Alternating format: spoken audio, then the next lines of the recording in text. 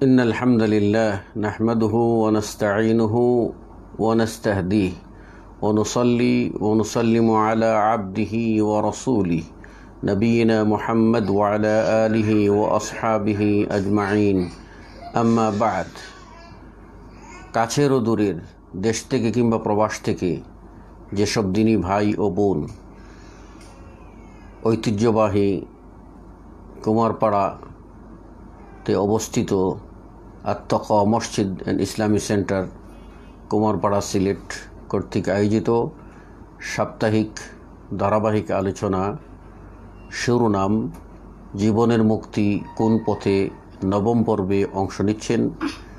আপনাদের সকলকে জানাই জান্নাতি সওগাত। আসসালামু আলাইকুম ওয়া রাহমাতুল্লাহি ওয়া বারাকাতুহু। সম্মানিত দিনী ভাই ও বোন, নবম পর্বটি গত সপ্তাহেই সম্পন্ন হওয়ার কথা ছিল, কিন্তু ব্যস্ততার কারণে লাইভ করা সম্ভব হয়নি। আজকে আল্লাহর উপর ভরসা করে তার নামেই শুরু করছি। জীবনের মুক্তি সকলেরই কাম্য, কিন্তু মুক্তি এর পথ যখন কোনো ব্যক্তি নিশ্চিত করবে, তখন তার জন্য অনিবার্য হয়ে পড়বে সদা সতর্ক দৃষ্টি রাখা, যেন পথে কোনো বিঘ্নতা সৃষ্টি না হয় অথবা কোনো প্রকার ফাঁক ফোকর না থাকে। যদি ফাঁক ফোকর থাকে তাহলে সেখানে শয়তানের অনুপ্রবেশ ঘটবে আর জীবনের অভীষ্ট লক্ষ্য নস্যাৎ করে দেবে। তো আজকে আমরা বলবো যে বিষয়টা, সেটা হলো যে মুক্তির পথে যে ফিতনা বা বিপর্যয়, মুক্তির পথের অন্তরায় যে ফিতনা বা বিপর্যয়, এ থেকে আমাদের সাবধান থাকতে হবে। আমরা জানি ফিতনা আমাদের সমাজে প্রচলিত শব্দ হয়ে গেছে। ফিতনা বললেই আমরা বুঝি, কিন্তু আরবিতে ফিতনা অনেক অর্থই আসে। তো সবচেয়ে বেশি যে পরীক্ষা, এটা খুবই মারাত্মক।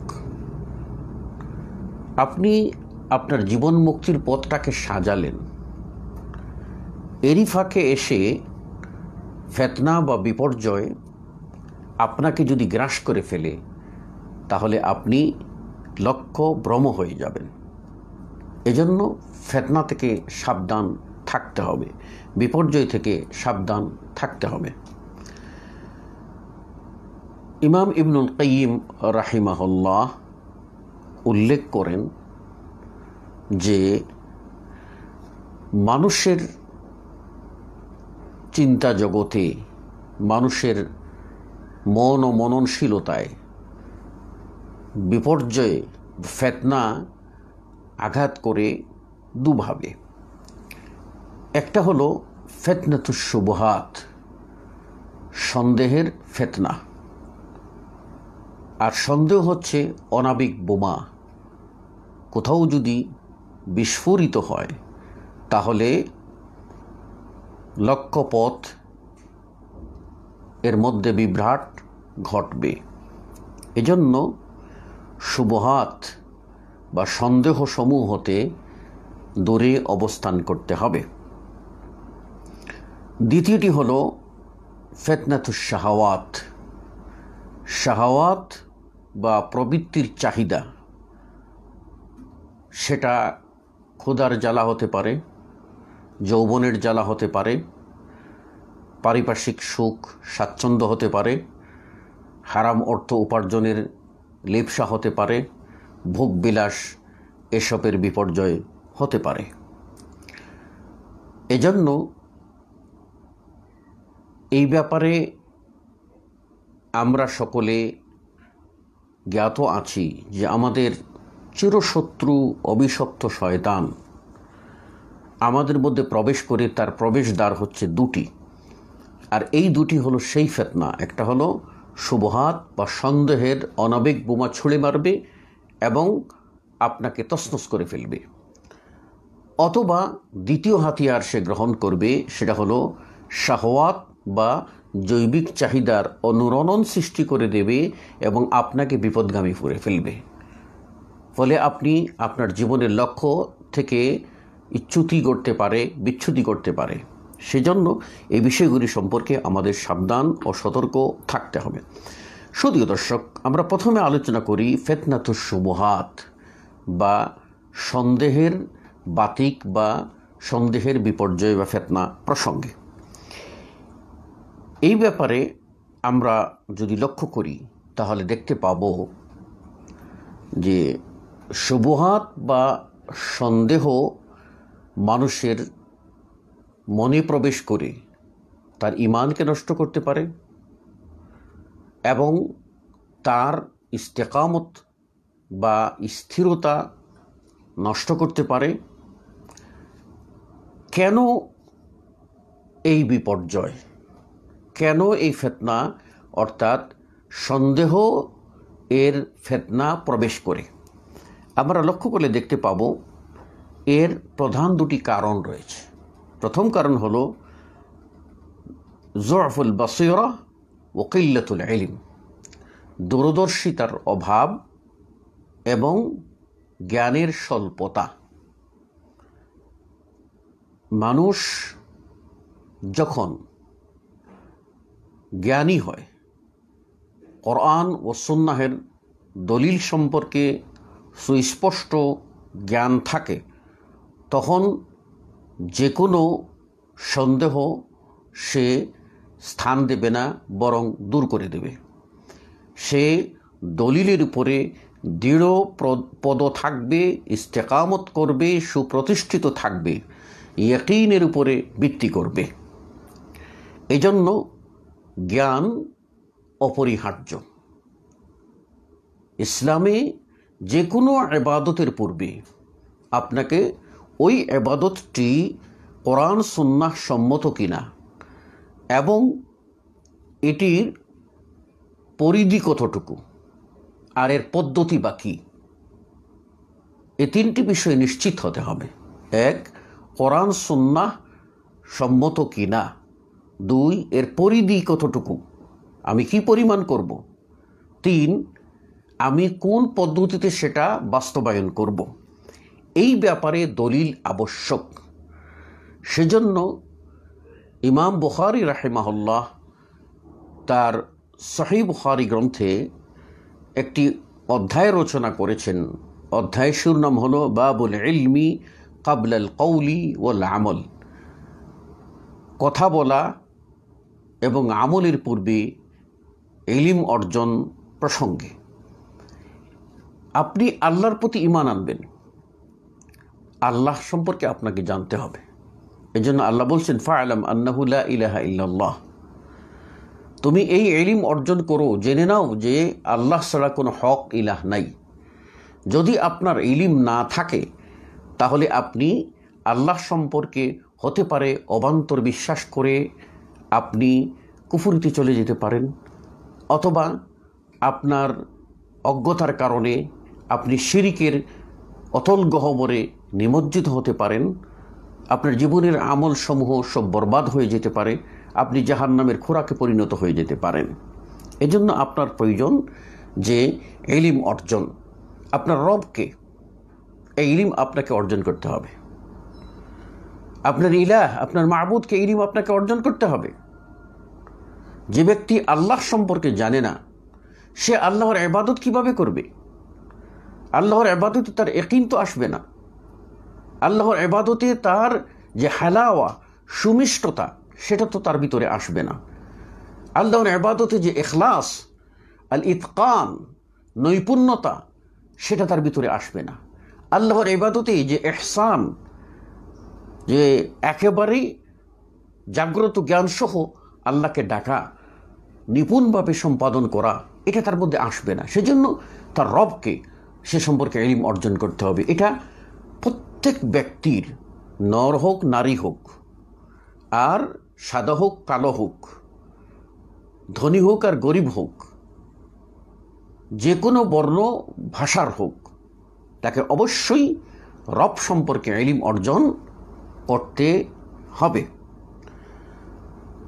দ্বিতীয়ত তাকে ইলম অর্জন করতে হবে রবের দিন কি, রব কোন মানহাজ আমাকে দিয়েছেন, রব আমাকে কোন সিলেবাস ফলো করতে দিয়েছেন, আমার ধর্মকর্ম কি, এটা সম্পর্কে আমার জ্ঞান অর্জন করতে হবে। তৃতীয়ত রবের পক্ষ থেকে যে মেসেঞ্জার, যে রসুল প্রেরণ করা হয়েছে, আমার রসুলকে, তার সম্বন্ধে আমার এতেকাদ বা বিশ্বাস কি হওয়া উচিত, ইমান কি হওয়া উচিত, এটা সম্পর্কে জ্ঞান অর্জন অবশ্যই করতে হবে। এই তিনটি বিষয়ের জ্ঞান অর্জন পৃথিবীর যে মুসলিম দাবি করবে তার জন্য আবশ্যকীয় ফরজ। আর ওইসব বিষয়ে গভীর জ্ঞান বা এক এক বিষয়ে পারদর্শিতা বা স্পেশালিস্ট হওয়া, এটা হচ্ছে ফরজে কেফায়া। এক শ্রেণী যদি আদায় করেন আর তারা যদি সমাজের সকল মানুষের কাছে সে সত্য তুলে ধরেন, তাহলে সেটি যথেষ্ট। পক্ষান্তরে এই মৌলিক বা এই বেসিক তিনটি নলেজ আমাদের জানা একান্ত ফরজ। এই জন্য এই এলিম যাদের নেই তাদের মধ্যে শয়তান প্রবেশ করতে পারে শুবহাতের দরজা দিয়ে, সন্দেহের দরজা দিয়ে। দ্বিতীয় যে কারণ, সে কারণটা হচ্ছে ফাসাদুল কসদি ও হুসুলুল হাওয়া। কস্ত বা ইরাদা বা সংকল্পের বিপর্যয়, অর্থাৎ লক্ষ্যহীন যাত্রা বলি আমরা, অর্থাৎ যে তার জীবনের লক্ষ্য স্থির করতে পারেনি, লক্ষ্যের মধ্যেই বিভ্রান্তি এসে গেছে, সে এটা করবে না ওটা করবে, এই দিন মানবে না ওই দিন মানবে, এই মাযহাব মানবে না ওই মাযহাব মানবে, কোরআনের আয়াত মানবে, হাদিস মানবে না কোরআন বহির্ভূত হাদিস বহির্ভূত মানুষের মুখরোচক কথাকে, ফালসাফাকে মেনে নেবে, দর্শনকে মেনে নেবে। তো এটা সে স্থির করতে পারে না। এই যে দুদুল্যতা, এই দুদুল্যতার মধ্যে প্রবৃত্তি তাকে গ্রাস করে ফেলে। আর প্রবৃত্তি যখন তাকে গ্রাস করে, এই সুবাদে সন্দেহের বাতিক ছড়াতে থাকে আর সন্দেহের মধ্যে সে হাবুডুবু খায়। ফলে তার মধ্য থেকে ইয়াকিন বিলুপ্তি ঘটে, ইস্তেকামত বিলুপ্তি ঘটে, ইমানের যে আসল খুঁটি সেগুলি তার ভিতরে থাকে না। আল্লাহ রাব্বুল আলামিন আমাদের সকলের জন্য জানিয়ে দিয়েছেন যে যারা জীবনে মুক্তি চায় তারা কখনো এই আন্দাজ অনুমান বা সন্দেহ এর ভিতরে পড়বে না, সন্দেহমুক্ত থাকবে। কারা সন্দেহের মধ্যে পড়বে? যারা জীবনে লক্ষ্যভ্রষ্ট তারা। আল্লাহ রাব্বুল আলামিন সূরা আন-নাজমের 23 নম্বর আয়াতে বলেন, ইন ইয়াত্তাবিউনা ইল্লা যান ওয়া মা তাহওয়াল আনফুস, যে তারা তো কেবলমাত্র অনুসরণ করে থাকে ধারণার, আন্দাজ অনুমানের, এবং ওয়া মা তাহওয়াল আনফুস, আর তাদের নফস বা প্রবৃত্তি যেটা তাদের মধ্যে উদ্রেক ঘটায় সেটাই তারা অনুসরণ করে থাকে। অর্থাৎ মনের খেয়াল খুশি মতো চলে থাকে, মনকেই তারা ইলাহ বানিয়ে নেয়, আল্লাহকে ভুলে যায়। এটা হচ্ছে সন্দেহের আপনার প্রথম বিপর্যয়, যে আপনার মনকে ইলাহের আসনে স্থান দিয়ে দেবে, মনের খেয়াল খুশি মতো সে জীবনের বৈতরণী পার করবে, জীবনের প্রত্যেকটি ঘাট এবং ক্ষেত্র সে মনের চাহিদা মতো মেটাবার চেষ্টা করবে। এতে তার রব সন্তুষ্ট থাক বা না থাক, এতে তার ইলাহ মাবুদ খুশি হলেন না বেজার হলেন, সে বিষয়টা সে খেয়াল করবে না। এরপর আল্লাহ রাব্বুল আলামিন সূরা ইউনূসের 36 নম্বর আয়াতে বলেন, ওমা ইয়াত্তাবিউ আকসারুহুম ইল্লা যান্না, বিপর্যস্ত মানুষ এদের বেশিরভাগই আন্দাজ অনুমানের উপরে ঢিল মারে। ইন্না যান্না লা ইউগনি মিনাল হাক্কি শাইআ, নিঃসন্দেহে আন্দাজ অনুমান সত্যের বেলায় কোনো কাজে আসে না। দলিল লাগবে, আর দলিল উপস্থিত হয়ে গেলে সন্দেহ বিদায় হয়ে যাবে। এজন্য তো রাসূল সাল্লাল্লাহু আলাইহি ওয়াসাল্লাম বলছেন, হালাল ও হারামের ব্যাপারে বলছেন, সন্দেহের মধ্যে পড়ে গেছো, কি করবা? তোমার দলিল তোমাকে এই ক্ষেত্রে সাপোর্ট করবে, শক্তি যোগাবে। রাসূল সাল্লাল্লাহু আলাইহি ওয়াসাল্লাম বলেন, দা মা ইউরিবুকা ইলা মা লা ইউরিবুক, হালাল হারামের বিষয়ে সন্দেহের মধ্যে পড়ে গেছো, সন্দেহযুক্ত বিষয়টাকে ছেড়ে দাও, নিক্ষেপ করো। আর যেটা ইয়াকিনের উপরে আছে, দলিল প্রমাণ আছে, একেবারে জাজ্জল্য প্রমাণ আছে, সেটার উপরে তুমি স্থির থাকো, তাহলেই তুমি বেঁচে যাবে। নতুবা সন্দেহের মধ্যে পড়ে গেলে আপনার হারামের মধ্যে পড়ে যাবেন। এই জন্য এই সন্দেহ সত্যের বেলায় কিছুই কোনো কাজে আসে না, ইয়াকিন অবশ্যই প্রয়োজন। সূরা আল হুজরাতের 12 নম্বর আয়াতে মহান আল্লাহ বলেন, ইজতানিবু কাসীরাম মিনায-যন, তোমরা বেশি বেশি ধারণা থেকে, আন্দাজ অনুমান থেকে বেঁচে থাকো, পরহেজ করো, সাবধান হও, অ্যালার্ট হও। ইন্না বা'দায-যন্নি ইসমুন, জেনে রেখো কোনো কোনো ধারণা গুনাহ। হতে পারে আপনি আল্লাহ সম্পর্কে এমন একটা বিশ্বাস পোষণ করলেন, গুনাহের মধ্যে পড়ে গেলেন। এই যে অতি সম্প্রতি নারায়ণগঞ্জে আপনার মসজিদের ভিতরে, তল্লায় মসজিদের ভিতরে যে এসি বিস্ফোরণের ঘটনাটি আমরা দেখেছি। এসি বিস্ফোরণ হয়েছে না গ্যাস লাইনের মধ্যে আপনার লিকেজ হয়ে বিস্ফোরণ ঘটেছে, সেটি তদন্ত সাপেক্ষ বিষয়, আলোচনায় তো সেটি এসেছে। কিন্তু এরই মধ্যে একদল সন্দেহপ্রবণ মানুষ, তারা মুসলিমদের পরিবারের হোক অথবা অমুসলিম পরিবারের, তারা কিন্তু বিভিন্ন কথা আপনার সামাজিক মাধ্যমে ছড়িয়ে দিচ্ছেন। বলছেন, আরে সলাত আদায় করতে ছিলে, মসজিদে ছিলে, আল্লাহর ঘরে ছিলে, তো তোমাদের আল্লাহ তোমাদেরকে রক্ষা করলো না কেন? এই বিস্ফোরণ থেকে বাঁচাইল না কেন? এই বিস্ফোরণ ঘটিয়ে তোমাদের এই মর্মান্তিক এই কঠোর অবস্থা, মর্মান্তিক মৃত্যু এবং এই নিষ্ঠুর মৃত্যু আর এই নিষ্ঠুর যন্ত্রণা তোমাদের পোহাতে হলো কেন? কোথায় তোমাদের রব? লা হাওলা ওয়ালা কুওয়াতা ইল্লা বিল্লাহ। এই ধরনের বিভ্রান্তিকর কথা সমাজে ছড়িয়ে দিচ্ছে। আমাদের যদি ইয়াকিন থাকতো আর বলতাম যে ইন্না লিল্লাহি মা আখাযা ওয়া লাহু মা আ'তা ওয়া কুল্লু শাইইন ইনদাহু বিআজালিন মুসাম্মা। আল্লাহ রাব্বুল আলামিন দুনিয়াতে এই সময় পরীক্ষা নেবেন, ঈমানের পরীক্ষা নেবেন। এই পরীক্ষায় আমাদের উত্তীর্ণ হতে হবে। আল্লাহ রাব্বুল আলামিন বলেছেন, আয়াহসাবুল ইনসানু আন ইউতরাকা সুদা, মানুষ কি ধারণা করে যে আল্লাহ তাদেরকে ছেড়ে দেবেন, তাদের পরীক্ষা করবেন না, অযথা ছেড়ে দেবেন? পরীক্ষা আসতে পারে। আশাদ্দুল বালা আল আম্বিয়া সুম্মা সালিহুন, সবচেয়ে কঠিন ইমানি পরীক্ষা দিয়েছেন নবী ও রাসূলগণ। এরপর যুগে যুগে সালেহ নেক মানুষগণ পরীক্ষা দিয়েছেন। তারা হত্যার শিকার হয়েছেন, তারা শারীরিক নির্যাতনের শিকার হয়েছেন, তারা দেশান্তরিত পর্যন্ত হয়েছেন। এই সব পরীক্ষার মধ্যেও তারা একটি কথা বলেছেন, হাসবুনাল্লাহ, আল্লাহই আমাদের জন্য যথেষ্ট। যত পরীক্ষা আসুক না কেন, সব পরীক্ষায় আমরা উত্তীর্ণ হব। এটা আল্লাহ নিজে বলছেন, ওমা নাকাউ মিনহুম ইল্লা আন ইউমিনু বিল্লাহিল আজিজিল হামিদ।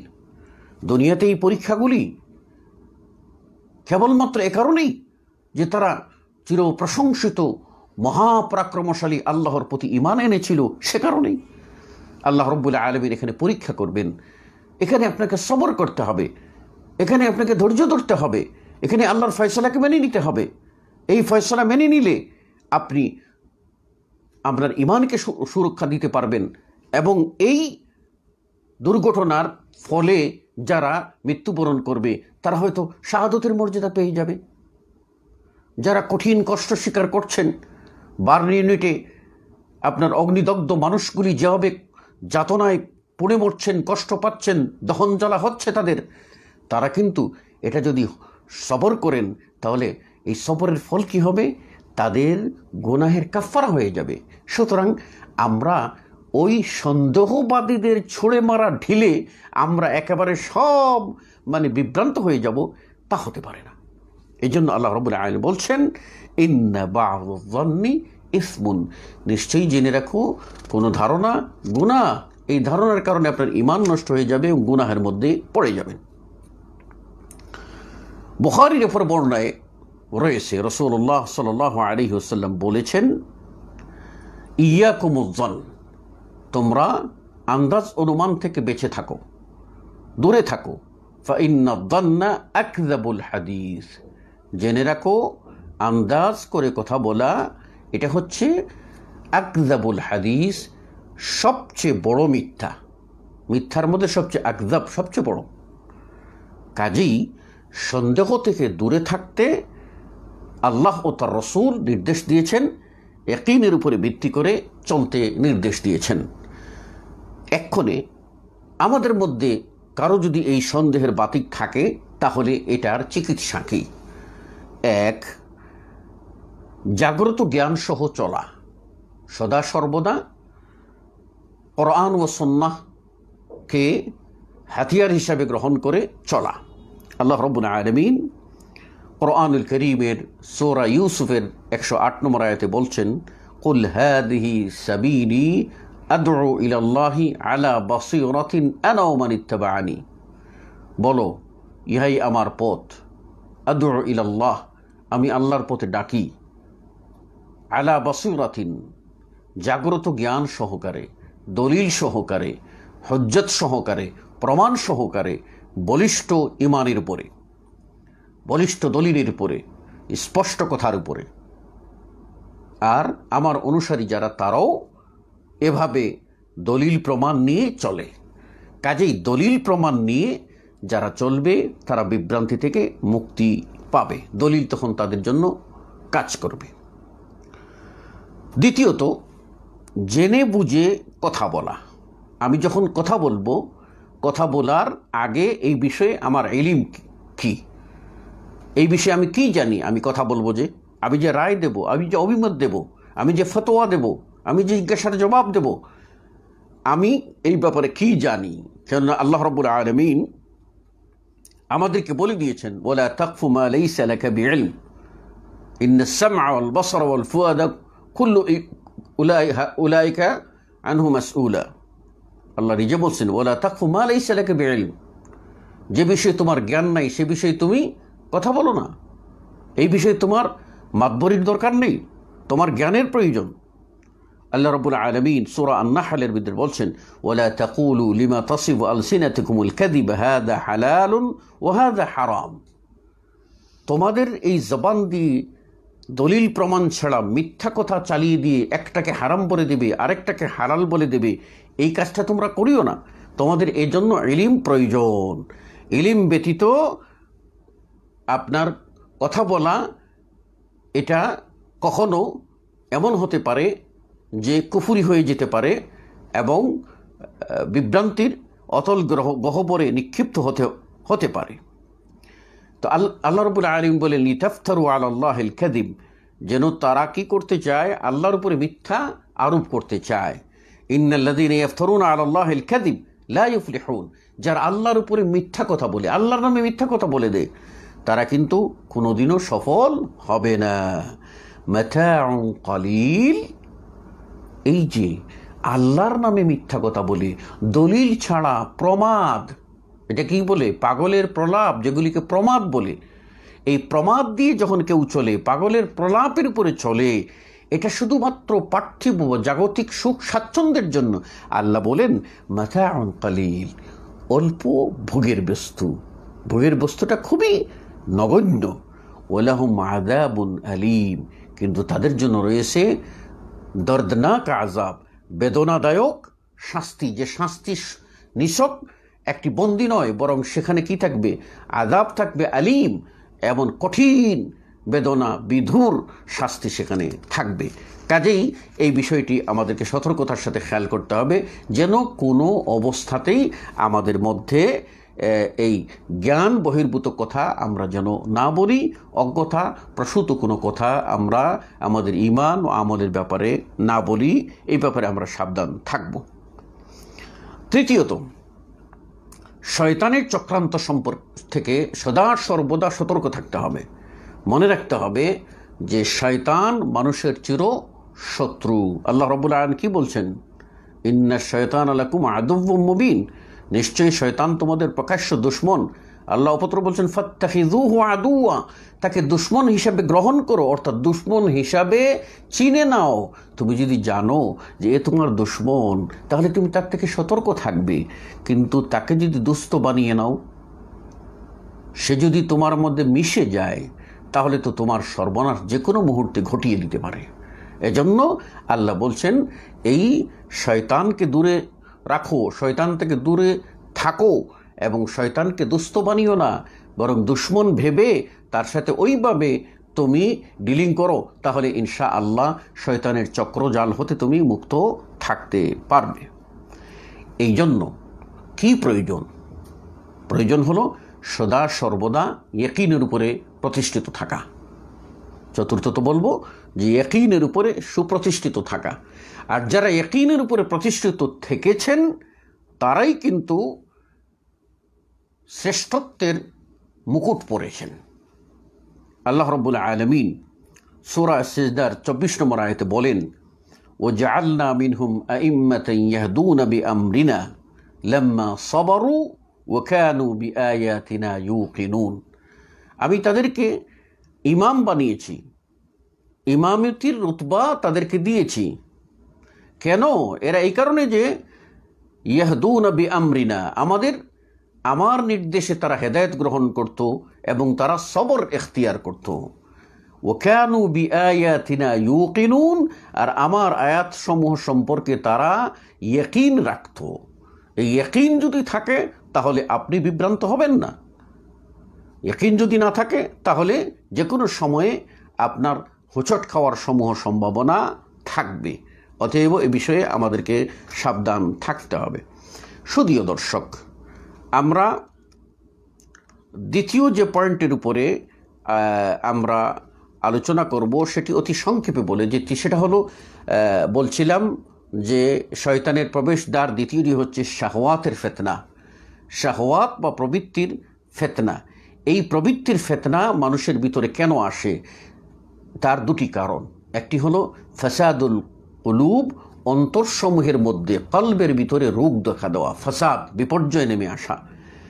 আর দ্বিতীয় হলো ফাসাদুল আদিয়ান, তার দিন বা মানহাজ সম্পর্কে তার মধ্যে ফাসাদ সৃষ্টি হওয়া। যদি এই ফাসাদ মানুষের ভিতরে থাকে, অর্থাৎ মানুষের অন্তর কলবের মধ্যে বিপর্যয় আসে এবং তাদের দিন যেটা আল্লাহ প্রদত্ত দিন, এটা থেকে তারা যদি ফাসাদের মধ্যে পড়ে যায়, তাহলে কিন্তু তারা নিজেরা বিভ্রান্ত হবে, তাতে কোনো সন্দেহ নেই। আল্লাহ রাব্বুল আলামিন এই বিপর্যস্ত ব্যক্তিদের সম্পর্কে সূরা তাওবার 69 নম্বর আয়াতে বলেন, উলাইকা হাবিতাত আমালুহুম ফিদ দুনিয়া ওয়াল আখিরাহ। ওই সব মানুষগুলির তাদের দুনিয়াও ধ্বংস, আখিরাতও ধ্বংস। যারা আপনার শাহওয়াতের পিছনে চলে তাদের দুনিয়াও ধ্বংস, আখিরাতও ধ্বংস। আমরা যদি লক্ষ্য করি তাহলে দেখব যে সামান্য আপনার কিছু সময়ের শান্তির জন্য অনেকেই নেশাগ্রস্ত হয়, ইয়াবা সেবন করে, হেরোইন গাঁজা সেবন করে। তারা কি করে? তাদের মস্তিষ্ক বিকৃতি ঘটায়, তাদের শরীরের প্রত্যেকটি অর্গানগুলিকে দুর্বল করে ফেলে। একসময় তারা দুনিয়াতে আপনার অপাঙ্ক্তও হয়ে যায়, মূল্যহীন হয়ে যায়, এবং দুনিয়া তাদের জন্য একটা বিষের জায়গা বলে পরিণত হয়। আর আখিরাতে তো রয়েছে কি? জাহান্নামের বেদনাদায়ক শাস্তি। এজন্য আল্লাহ বলছেন এদের দিনও নাই, দুনিয়াও নাই, অর্থাৎ এদের দুনিয়াটাও গেল, আখিরাতও গেল, এরা সব হারা হয়ে পড়ল। ও উলাইকা হুমুল খাসিরুন, এরাই হলো ক্ষতিগ্রস্ত, এরাই হলো ধ্বংসপ্রাপ্ত। এই যে ফাসাদ বা আপনার প্রবৃত্তির চাহিদা বা নফসের যে চাহিদা যেগুলি আছে, শাহওয়াত, লোভলালসা, এগুলি থেকে বাঁচার উপায় কি? কয়েকটি উপায় বলেই আমরা পর্বটি সমাপ্তি করব। সুধীয় দর্শক, প্রথম, ভোগ বিলাসে বিভোর হওয়ার কারণে মানুষ কিন্তু এই বিপর্যয় আসে। কেন হয়? ভোগ বিলাসে বিপর্যয়, ভোগ বিলাসে বিভোর হওয়া। দ্বিতীয়ত, পূর্বসূরীদের অন্ধ অনুসরণ করা। বাপদাদা রসম রেওয়াজ মানলো, দলিলা দিল্লা মানল না, যার কারণে কি হচ্ছে? তার অন্তরের মধ্যে ফাসাদ সৃষ্টি হয়। তৃতীয়ত, বাতিল আকিদা গ্রহণ করা, বাতিল আকিদার মধ্যে ডুবে থাকা এবং হক তালাশ কোনো সময় না করা। চতুর্থত, সঠিক ইলিমের বিপরীত আমল করা। ইলিম নাই অথচ আমল করে যাচ্ছে, এই আমলটা দলিল সাপেক্ষ কিনা মোটেও জানে নাই। পঞ্চম নম্বরে, শরীয়তের উপর রায়কে অগ্রাধিকার দেওয়া, অর্থাৎ দলিলের উপরে কোনো ব্যক্তির রায়কে অগ্রাধিকার দেওয়া। 6 নম্বর, প্রবৃত্তিকে জ্ঞানের উপর অগ্রাধিকার দেওয়া, অর্থাৎ এলিমের উপরে আপনার শাহওয়াতকে অগ্রাধিকার দেওয়া আর অন্ধ হয়ে যাওয়া। কাজেই যারা এই ধরনের কাজ করবে তারা কিন্তু বিপর্যস্ত হবে। এই জন্য সালাফে সালেহিনদের কেউ বলেছেন, ওহজুরু মিনান নাস সিনফাইন, 2 শ্রেণীর মানুষ থেকে তোমরা সাবধান থাকবে। 2 শ্রেণীর মানুষ থেকে তোমরা কি করো, এদেরকে বর্জন করে চলবে, সাবধান থাকবে। এক ব্যক্তি হলো সাহিবু হাওয়া, যে প্রবৃত্তির অনুসারী, যে হাওয়া বা নফসের প্রবৃত্তির অনুসারী। কাদ ফাতানাহু হাওয়াহু, তাকে বিপর্যয়ের মধ্যে ফেলে দিয়েছে, ফেতনায় ফেলে দিয়েছে তার প্রবৃত্তি। যার প্রবৃত্তির অনুসারী যে ব্যক্তি, এই থেকে দূরে থাকবা। এই প্রবৃত্তি পরায়ণ ব্যক্তি সে কখনো সত্যের সন্ধানী হতে পারে না, সত্যের সেবক হতে পারে না, সে বিপর্যস্ত। দ্বিতীয় ব্যক্তি হলো ও সাহেবু দুনিয়া, দুনিয়াদার মানুষ, দিনদার না, দুনিয়াদার। এই মানুষ থেকে তোমরা দূরে থাকবা। যাকে আমাতহু দুনিয়াহু, যাকে দুনিয়ায় অন্ধ বানিয়ে ফেলেছে। এই দুনিয়ায় অন্ধ যখন বানিয়ে ফেলে তখন কিন্তু বিপর্যস্ত হয়ে যাবে। আরও একজন আপনার সালাফে সালেহিনের উক্তি উল্লেখ করছি, বলছেন যে ও হজুরু ফিতনাতুল আলিমিল ফাজির, যে ফাজের আলেম, ফাসেক আলেম, আলেম অথচ ফাসেক, আলেম নাফরমান, আলেম হারামখোর, আলেম অবৈধ ফতোয়া, অবৈধ অর্থর লালসায় পড়ে যায়, আলেম জৈবিক চাহিদার তাড়নায় পড়ে যায়, আলেম সে আপনার নেতৃত্ব, কর্তৃত্ব, লোভ লালসার মধ্যে শিকার হয়ে সে কিন্তু দলিল প্রমাণের কোনো ধার ধারে না, বরং কোরআন ও সুন্নাহর বিপর্যয়ে চলে যায়, বিরুদ্ধে চলে যায়। এ হলো আলেম ফাজের, এর ফিতনা থেকে দূরে থাকতে হবে। আর দ্বিতীয় হলো ওল আবিদুল জাহেল, জাহেল পরহেজগার, খুব আবেগী, সে কিন্তু ওই তার আবেগটাকেই পুঁজি করে, দলিল তার নাই, আবেগকে পুঁজি করে দলিল তার নাই। এই জন্য আপনার এই যারা জাহেল, অজ্ঞ, পরহেজগার, আবেদ, দলিলাদিল্লা নাই, এই সকল মানুষগুলি খুবই নিরেট মূর্খ এবং এরা সব সময় ঝগড়াটে হয়। এদের যে ঝগড়া থেকে আপনার বাঁচা বড় কঠিন হয়ে যায়। এই জন্য সালাফে সালেহিনরা বলেছেন যে ফাজের আলেম থেকে, ফাসেক আলেম থেকে দূরে থাকো, আর জাহেল আবেদ থেকে তোমরা দূরে থাকো। ফাইন্না ফাতানাহুমা ফাইন্না ফিতনাতাহুমা ফিতনাতুল লিকুল্লি মাফতুনিন, প্রত্যেকের জন্য তাদের এই উভয়ের ফিতনা বড়ই মারাত্মক। এবার আমরা সংক্ষেপে বলবো যে শাহওয়াতের অনুগামী কারা হয়। শাহওয়াতের অনুগামী এদেরকে কি কি দিকে নিয়ে যায়? 1 নম্বরে ধূমপান, মদ ও হিরোইনের নেশা, জর্দা খাওয়া, এই পাপের দিকে নিয়ে যায়। 2, তাস, জুয়া ও খেল তামাশায় তাদের মধ্যে লিপ্ত করে দেয়। 3, আকাশ সংস্কৃতির আপনার অভিশপ্ত বিষ জাল তাদেরকে বন্দি করে ফেলে। আকাশ সংস্কৃতির নামে চলে আসা বিভিন্ন প্রকার যে অবৈধ বেহায়াপনা, অশ্লীলতা, তা তাদেরকে গ্রাস করে ফেলে এবং অবৈধ যৌন চাহিদা মেটানোর অভিলাষ তাদেরকে ধ্বংসের দিকে নিয়ে আসে। এজন্য এইসব বিষয়গুলি মাথায় রেখে আমাদের সকলকে সজাগ দৃষ্টি রাখতে হবে যে না, কখনো যেন আমাদের সন্দেহর অনাবিক বোমা আমাদের ভিতরে প্রবেশ না করতে পারে।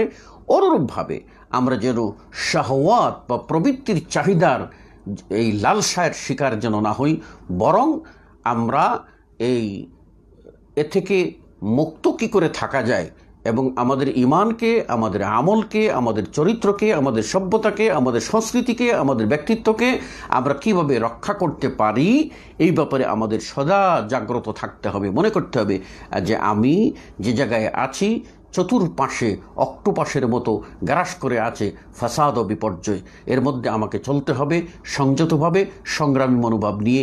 আল্লাহ রাব্বুল আলামিন আপনাকে আমাকে সেই ধরনের বিপর্যয় থেকে বাঁচিয়ে জীবনের মুক্তির পথে অবিচল থাকার তৌফিক এনায়েত করুন, আমিন। এই পর্যন্ত রেখে আজকের মতো বিদায় আরজ করছি। হাদা ওয়া সাল্লাল্লাহু আলা নবিয়িনা মুহাম্মদ ওয়া আলা আলিহি ওয়া সাহবিহি ওয়া বারাকা ওয়া সাল্লাম। ওয়াসসালামু আলাইকুম ওয়া রাহমাতুল্লাহি ওয়া বারাকাতুহু।